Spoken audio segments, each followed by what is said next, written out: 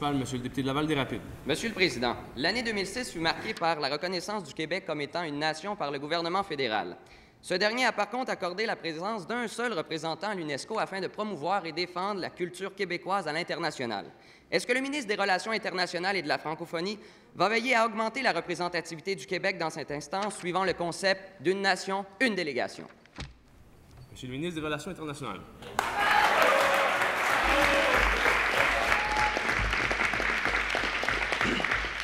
Écoutez, je tiens à remercier d'abord le député d'en face pour sa question.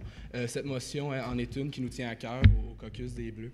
Je tiens aussi à inviter le caucus d'en face par rapport à la déclaration ministérielle de ma collègue aux affaires intergouvernementales canadiennes. Il répondra exactement à sa question. Et nous sommes très fiers également de la délégation à l'UNESCO, parce que c'est pas vrai qu'au caucus des Bleus, on va s'asseoir sur nos sièges et rien faire. On va défendre les intérêts des Québécois à l'échelle internationale. Merci, Monsieur le Président. Bravo!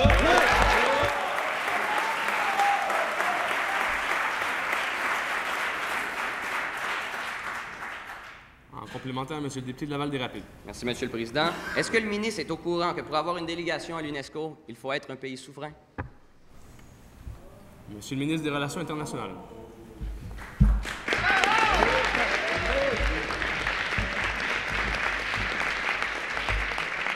Bon, oui, je suis au courant. Bon, on peut jouer avec les mots. Bien, nous avons un représentant à l'UNESCO et c'est ce qui compte. Merci beaucoup.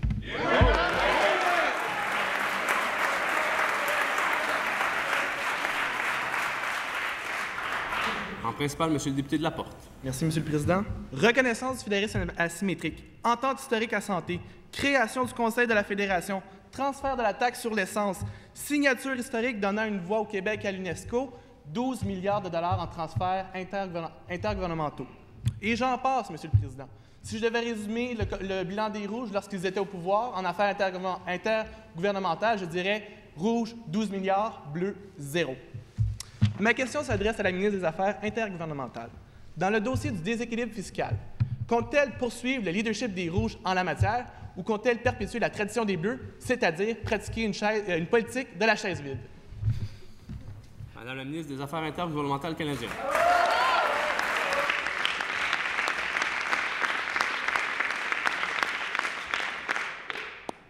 Merci, Monsieur le Président. Je remercie le député d'en face pour sa question. Je vous dirais que les Bleus pensent bleu, donc nous allons continuer à penser bleu. Et ce qui concerne le déséquilibre fiscal, c'est concernant les finances, donc le ministre des Finances, et moi je m'abstiendrai de ces commentaires.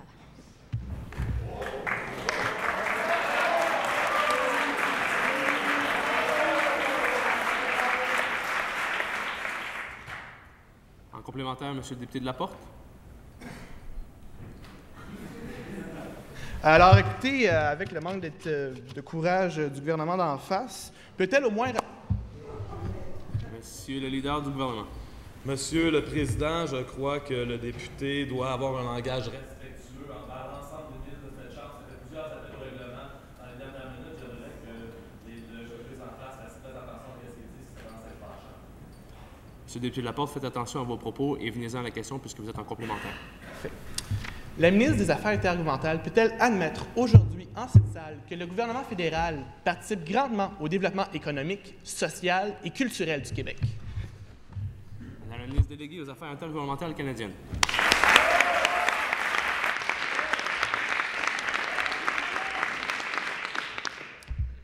J'annonce officiellement, merci Monsieur le Président, merci Monsieur le député d'en face encore pour votre question. Il est sûr que la responsabilité de mon ministère concerne à entretenir continuellement des ententes avec le fédéral. Et c'est ce que nous allons continuer à faire. Et j'invite le député d'en face d'aller voir sur notre site Internet pour aller voir les ententes intergouvernementales canadiennes déposées au Bureau des ententes qu'il y a eu au durant de l'année. Merci.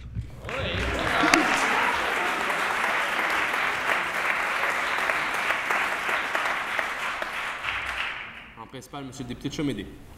Monsieur le Président, étant donné le réchauffement planétaire que subit le Nord québécois et son influence sur l'économie locale ainsi que son environnement, que compte faire le ministre des Affaires autochtones pour régler son influence sur les Inuits du Nunavik et leur mode de vie? Madame la ministre déléguée aux Affaires autochtones.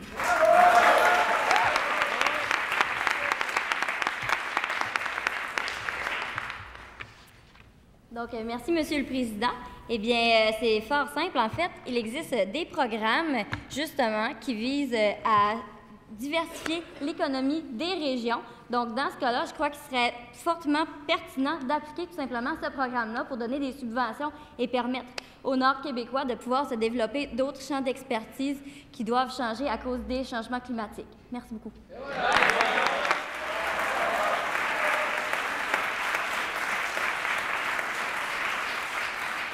En principal, Madame la députée de Saint-François. Merci, Monsieur le Président. Au cours des dernières années, les institutions muséales québécoises se sont modernisées tant par leurs heures d'ouverture que par leurs espaces collectifs et sociaux. Malgré ce repositionnement stratégique, les musées sont de moins en moins achalandés. Que répond le ministre des Relations internationales aux Québécois qui s'interrogent sur l'avenir de leur musée et de la visibilité qui leur est consacrée au niveau international? Monsieur le ministre des Relations internationales.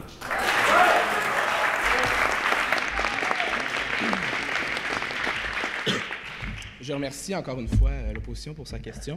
Étant musicien presque accompli, disons-le, je suis je prône beaucoup la culture au sein de notre gouvernement. Et je tiens à souligner à ce propos notre livre que nous présenterons prochainement de notre collègue, le ministre de la Culture. Donc, à regarder, très intéressant. Merci beaucoup.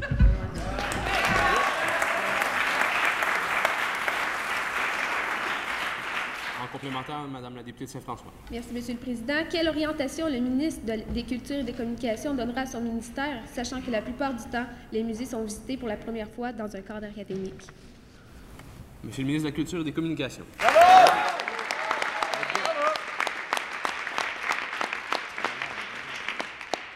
Merci, Monsieur le Président. Je remercie la députée d'en face pour sa question parce que chez les Bleus, on vise vraiment cet objectif-là, l'augmentation de la clientèle des musées. Et notre livre traite explicitement de l'augmentation de la demande en culture, fait que j'invite la députée à lire notre magnifique livre. Voilà. Et voilà!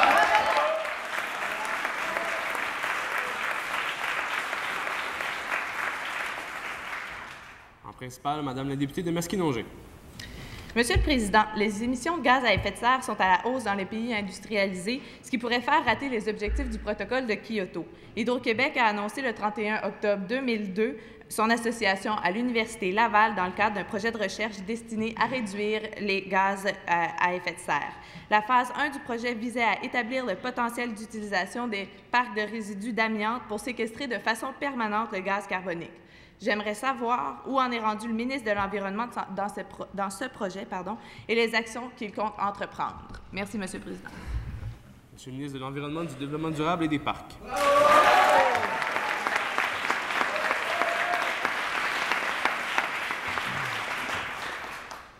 Eh bien, merci, Madame la députée d'en face, pour cette question et veuillez me pardonner pour ma voix radieuse ce matin. Eh bien, le dossier avance. Le gouvernement bleu est très content. Les émissions de gaz, la réduction des émissions de gaz à effet de serre est une priorité pour le gouvernement. Le gouvernement bleu a été élu sur cette promesse et nous allons la remplir. Merci.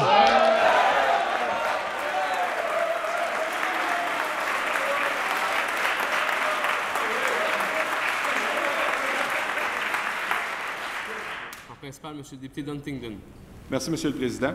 Voyant que le programme Franc-Jeu connaît un vif succès, pourquoi le ministre du Sport et du Loisir n'a-t-il pas encore incité les autres fédérations sportives à adopter un tel programme? Monsieur le ministre du Sport et du Loisir.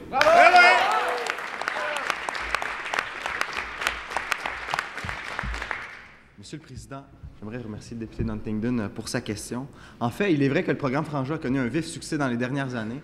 J'aimerais référer le ministre au programme de mon ministère en ce qui a trait à l'éthique sportive qui sont mises en place. En fait, notre gouvernement prévoit ajouter des fonds dans cette question. Et nous prévoyons aussi, pour les prochaines années, modifier tous les programmes pour qu'une certaine équité en matière sportive puisse être intégrée à tous les programmes de termes sportifs, soit dans les écoles ou au niveau local. Merci. Absolument.